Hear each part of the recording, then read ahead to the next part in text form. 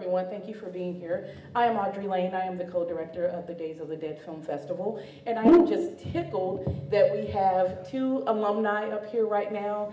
Love both of these guys. We've been friends now and for a while, and for us 4 years. I don't know about at least a few. Yeah, because you were in the first. You both were in the first. This is the 4th year. We have started. This is the 4th year, so awesome. Okay, guys, thank you for being here. This was a really fun block. I was going to say thank you to George because he always titles the blocks and puts everything in place. That's one of the things I don't have to do, but I sign off on it, so that's what really matters. So we have Jake Kapronica. Can you introduce yourself and tell them a little bit about you and Black Canvas? Yeah, sure. I almost said Canva, but I caught myself. It's all right. Either one works. Oh. Hi, everybody. I'm Jake Kapronica. I am half of Simpatico Pictures. My better half is Celeste Blandon, who is unable to be here today. She's filming a feature out in Missouri, so props to her for working while I'm here. She's the actress in our short film, micro short film called Black Canvas that you guys saw if you were here for that. And yeah, that micro short film was just kind of a spur of the moment thing that happened in the conception of the idea happened on a Thursday and we shot it on Friday. So it was just me and her. We were a 2-man. She was the actress. I was the entire crew. And yeah, that's what you guys saw. If you have any questions, I'm happy to answer them. Nice. And Craig, if you can introduce yourself to. Yes. My name is Craig Ouellette. I was the director, one of the producers, co-writer, editor, and a bunch of things I didn't credit myself for on Straight On Till Morning. We have one of the other producers right there, Joanna Fang. She's running for the door. She's one of the other producers on the movie as well. Which you totally can come up here and be on this You can? Q&A. Come on up. Q&A if you like. I didn't know someone else was here. I'm so sorry. Please join us. I didn't know until yesterday. Oh, I'm sorry. I just crossed over in front of the camera. I was moving to the back to take a better photo. I wasn't trying to leave. Oh, you weren't. You were trying to get out of here. You're like, why did I work on that movie? Get out the door. So can you introduce yourself? Oh, yes. Everyone, I'm Joanna Fang, and I'm the producer of Straight On Till Morning. All right. Thank you. So, Jake, you guys have been just steadily having a meteoric rise, just doing a lot of projects, and I don't know if you guys have just worked this intimately together. It seems like there's usually a bigger team and there's more people. How did that work with just the two of you, shooting that and getting it ready? So for this one, just a little backstory. I had an artistic, I guess, bug, and I one day hung up a blank black canvas on a wall and looked at it and was like, this is creepy. It looks like a gateway to a weird dimension. And immediately took it down and had this idea. I'm like, oh, this could be a cool short film. So I pitched the idea to Celeste, and she was like, yeah, that's a creepy idea. And we're like, yeah, I wrote it in a couple hours, and the next day we shot it. And obviously she's a great actress, showing some emotion on screen there. And it was nice. I mean, we were able to just take a few hours. I grabbed the camera, our sound equipment, moving some lights around, figuring it out. It was fun because we had some like lightning effects where I had my lights synced to my phone app to be able to control them. So I'm tucked away in the bathtub with my phone and my camera trying to time the lightning of the lights and stuff all at once while she's doing her performance and stuff. It was a really good effect when the lightning struck and you could see kind of the silhouette of the body. Yeah. And it was kind of like, wait, did we see what we just, let's take that back. I'm pretty sure I saw a body. It's like, okay, yeah, you did. Yeah. And that was a really cool effect, whether intentional or not. It just really synced really well. And that was the creep factor for me. I'm like, oh man, that's just, no. But yeah, it's fun. She's my business partner and real life partner, so it's great to be able to, like, if we have an idea spur of the moment, be able to be like, all right, let's do it tonight, and we are able to film some stuff and knock it out and you know, give you guys a little micro short film to enjoy. And be a great little trailer before his amazing feature film. And sorry to take up a little bit of time, but I just want to say, like, I met Craig here at Days of the Dead a couple years ago where the opening scene of Straight On Till Morning was a little short film, and I'm going to pick your brain later on about like everything Sure. that is involved in that, but an amazing filmmaker, and I'm going to let him take the floor now. Thanks, Jake. So what's really cool, like he just said, is you played straight on to, I'm sorry, you played Happy Anniversary here, and I do remember the words, and me and Angie have talked about this many times over the years, is you are not going to believe how this short transpired. So at that time, when we screened Happy Anniversary, was this already written as is, or did it go through incantations before this became the final product? Also my question. Oh, yeah. Yeah, so Straight On to Morning has been in the works for 15 and a half years. So the answer is yeah, it was written that way. So we attempted to shoot part of it in 2018, and I won't bore you with all the details, but what is in this movie that's left of that is the opening sequence, which is Anniversary, and the scene where she visits her bandmates, and another day of shooting was completely removed from the movie. Edit at the script phase, folks. So that was in 2018, and then I edited together, tried to raise some money with that. Then a pandemic happened. I don't know, you might have remembered that. And so I was like, I got to do something with this. I spent too much effort, time, and money on this. So I turned it into like a standalone short with these bookends. So it actually ends differently than what it does there in the movie, in the feature. And then sent that out to festivals, hoping to raise money. And through that, we got led to Movie Maker Production Services at FilmQuest. And then that caused me to ask a bunch of people for money fearlessly. Then we shot this, most of it in 2022, and then some in 2023, and a little in 2024, because it's an independent film. So yeah, so Joanna was there for the 2022 shoot, which was like 22 days. So. And when did you come on as producer? Have you always kind of been involved in this project, or did you come in later? So when Craig went to FilmQuest that year, I think a lot of FilmQuest people just ended up really wanting to be involved, and I think you were just really inspired at that festival. I mean, a lot of us were. It was the first FilmQuest after the pandemic, and they had one in person, and I think it was like the first festival to have one in person. So everyone at that festival that year was just like fire. Yeah. Like, let's do stuff together. We all became best friends very quickly. Craig and I stayed in an Airbnb together. Yeah. So yeah, long story short, a couple of us from FilmQuest all got pulled in as a collective producing team to make this happen. And I'll just say real quick, that's one of the most important things about coming to festivals. It's not necessarily all the time about the accolades. It's about who you meet, how you interact, and how you spend your time here. And I'll just go on the record and say, if you are coming here for one goal and one goal only, you really miss out on meeting amazing people. And I can attest to that. Since your first year, you've met people here and have worked on projects. You've kept in touch. I heard you two Zoomed the other day, and I was like, I feel left out. But that's one of the beautiful things about being here in person is meeting, your peer or your mentor or your, next person you're going to do a project with. So I really love that this was born to and got to this point because you all met and decided, hey, this sounds great, let's work together. So that is my 2 cents about coming here and enjoying the atmosphere and making those connections, because they really will be past this date, past this weekend. I really loved Maria Olsen's performance in this. I think this is some of her best work recently, and I don't know what the difference is, but I loved it was natural and it was clean and it was so believable. So believable. So tell me a little bit, I know I'm fangirling just a little bit. Tell me a little bit about working with her, because I've worked on a project with her where it was it was a voiceover. She did, like she was on the other line, and it was really cool. And she took it so seriously, and she helped, and she talked, and she answered, questions. How is it working with a legend like that and pulling out such a righteous performance? Because it was so believable. Yeah, she was great. She actually auditioned for this in 2010 when we tried to make the movie in 2010 the first time, and she's the only person that was there the entire time.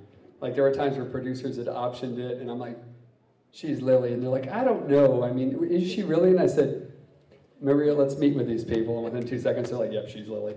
So she was great. I mean, she had this crazy schedule where he had to fly her in twice to Missouri, because the house is in Missouri, it's near St. Louis.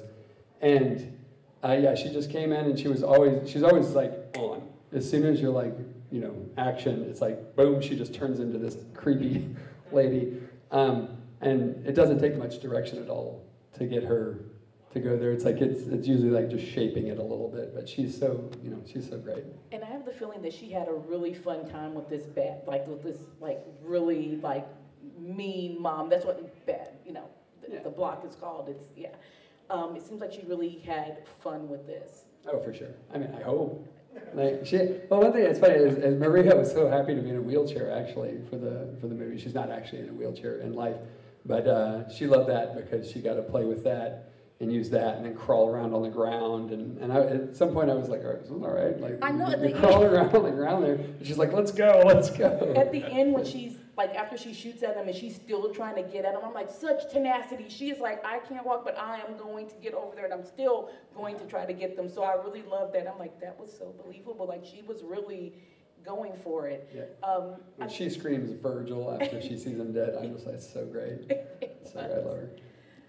So I really love the story, and I'm not sure if that was the original version or like how you wrote it, but I think it was like so much there because in the end it's a love story all around. It's the love story of the parents with their child, and it's the love story of what could have been and what possibly may be with the couple. So I think this is kind of one of those films that even though it's horror and people are getting killed, there was like something very touching about it. And even though they knew their son was messed up, for some reason they still just wanted to have him create offspring. I don't know if that was the best idea, but it still goes to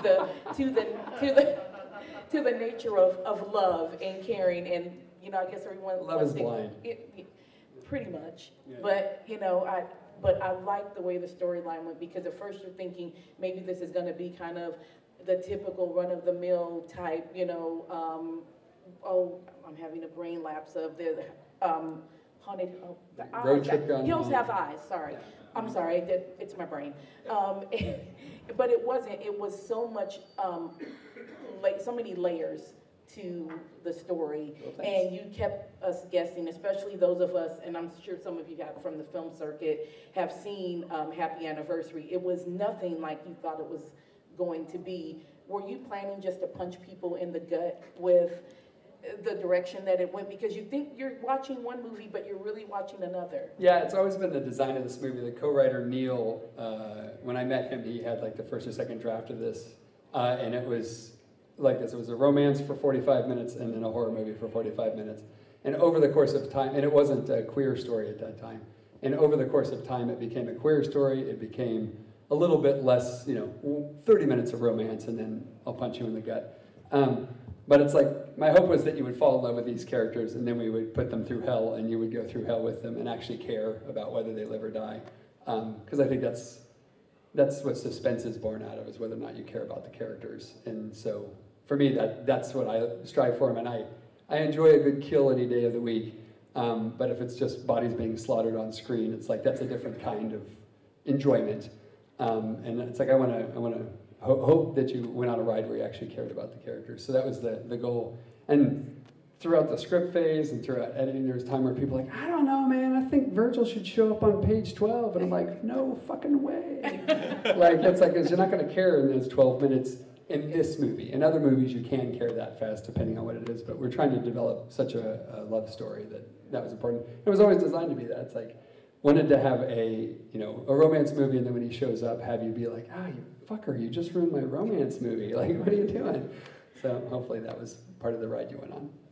So I know we need to wrap up here soon, and I'm going to take audience questions, but I have to ask, so when you guys decided to end the movie with her seeing herself and she's screaming and the entity or whatever's in the bathtub is screaming, are we to understand it that she was screaming at the entity, or was the entity screaming at her? So were they reversed? I have to know, and either way, I think it was great, because I feel like that would happen to me. If I saw something like that, I would scream, and then they would scream at me, and I'm like, no, I'm gonna scream louder. And it made me laugh, and I was horrified at the same time, because I'm like, oh my gosh, this is literally what would happen. So our intention with it is, it's something in the vein of a skinwalker, where whatever entity came through that black canvas, which ended up being a gateway to whatever dimension this thing came from, is trying to mimic Celeste, the character in the movie. So when she sees it and screams, that's the first time the real life human beings, it doesn't really have a character name, but Celeste makes a noise, so then it mimics her, kind of like a skinwalker is trying to completely, so if it were to be a feature film, it overtakes her and becomes her in its entirety, and then the entity goes on to take on Celeste's life. So when Celeste screams, that entity mimics that scream. So it's that same exact scream, just doubled, because it's exactly the same one. Nice. I thought that was a really nice touch, and then with the eyes and the milky stuff coming out of the mouth, it was pretty gross, but it was very effective because I didn't expect it, and it just kind of happened, boom, which I like. It wasn't, you know, like, we're gonna lead you on for a second. No, you gave it to us right away, so. The milky stuff was her saliva that she just kept building up in her mouth in between takes. And I thought she might have, like drowned as she was drinking that water too. And I'm just like, oh my gosh, did they like redo that scene, or did she like choke the water down? Because I'm like, oh shit, I've tried to. You know, fun little, like, you know, if it ever ends up on IMDb, trivia part. The stuff that we put on her was typically what productions use to make somebody look slimy, which is KY jelly. But Celeste had a weird allergic reaction to it, so putting it on her face made her skin break out and get really red. So she was a trooper and endured it and stayed in the tub and let it do that. So like everything on her was simply just KY jelly put on her skin, but it like made her red and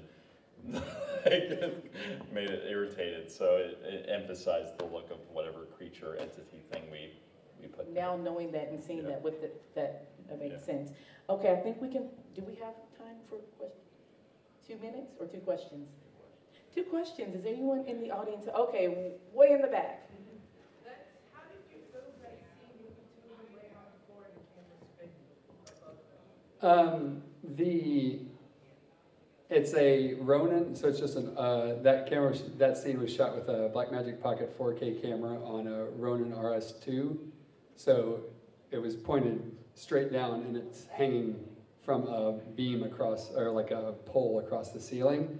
And then I had the iPad app for the Ronin, and I was just spinning it while I was recording. And so it's like, and I had to spin it because I was the only one who knew how to do it. And that's take number 5, and it's the 5th one is the one that got in the movie. And the first few were like jerky, and then eventually I realized I could set a certain speed so I could just jam it and have it spin at that slow speed. And then, in reality, it doesn't stay centered. It's sort of like, starts going off centered, but I always wanted it to push in. So the push in is digital. So it's a digital push in that is also centering as it goes so that it stays in the middle. So, you know, the poor man's process of the spinning yin-yang shot. Any other questions? If not, I have some. You get one. Can I get one? Can I make it a good. two-parter? Maybe. So I think you already answered it, where it was always intended. Like, what a twist! You know, the couple in the beginning ended up being, that was always intended, even from the short. Yeah, that was years always ago. the case. Man, you made me wait 2 years to find it. That's right, 3. All right, amazing. Second question is, when she's trying to escape, the first time they're trying to escape out of the house, and she's hanging, and you got the drone shot coming in. Yeah. Did you guys have any kind of safety harness on her or anything like that? No, or she just was ballsy and just did it. No. There's a bunch of safety chains and pads, and depending on the shot, a gantry that was built up and all of this stuff. And one person, Kevin Barry, who did the VFX, like had to erase all of that stuff. And we didn't shoot it the right way because we had to shoot it the day before we planned on it because it was going to rain on the day we were going to shoot it. So we didn't even have a chance to like rehearse the whole thing. Oh, man. And so so there's like chains and all that. And Bonnie, who plays Kaitlin, is doing everything except for the actual the swinging. There's like 2 shots that aren't Bonnie, and it's a stunt double. But otherwise, Bonnie's hanging on the side of a roof and stuff like that. So yeah, it's a lot of. It was a full stunt team. Yeah. On this. Yeah, it was crazy. Hell yeah, that was awesome.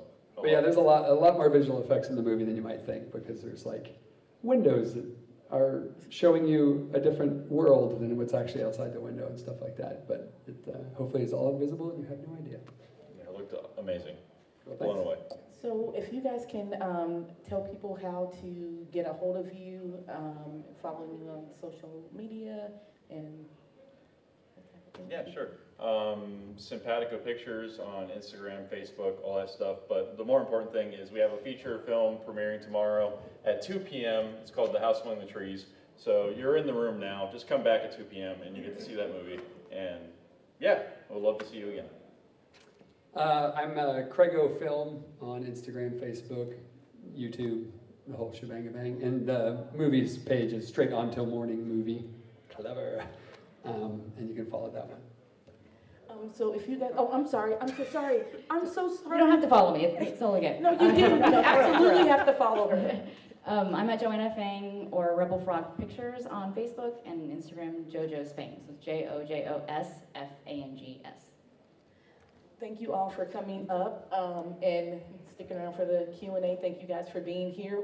We are going to get the next block started, but if anyone has any questions and want to keep the conversation going, you guys can, we've got some space outside, and if you guys got questions, and I'm sure you guys will answer them. So thank you guys for being here.